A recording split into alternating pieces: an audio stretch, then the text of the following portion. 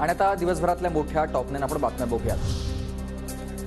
मराठा आरक्षणासाठी 16 तारखेला विशेष अधिवेशन होण्याची शक्यता। राज्य मंत्रिमंडळाच्या बैठकीत शिक्कामोर्तब होणार। विशेष अधिवेशनात मागासवर्ग आयोगाचा अहवाल मांडला जाणार, सूत्रांची माहिती। मनोज जरांगेंच्या उपोषणाचा आजचा तिसरा दिवस। सगळे सोयऱ्याच्या अधिसूचनेचं कायद्यात रूपांतर करण्याची मागणी।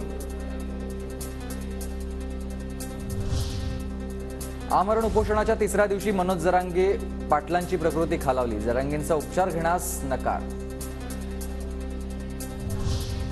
मुख्यमंत्री शिंदे आज कल्याण डोंबिवलीच्या दौऱ्यावर जाणार। पालिकेच्या विकास कामांचं उद्घाटन मुख्यमंत्र्यांच्या हस्ते होणार। उद्धव ठाकरे आदित्य ठाकरेंच्या दौऱ्यानंतर मुख्यमंत्र्यांचा दौरा। मुख्यमंत्र्यांनी बोलावली वाढवण बंदराविरोधात समिती बैठक। 16-19 फेब्रुवारीला वाढवण बंदराचं मोदींच्या हस्ते भूमिपूजन करण्याचं नियोजन आहे।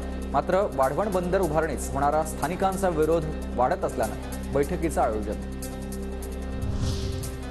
शरद पवार आज कल्याण उल्हासनगर दौऱ्यावर। उल्हासनगरमधील दसरा चौक मैदानामध्ये होणाऱ्या एल्गार परिषदेला उपस्थित राहणार।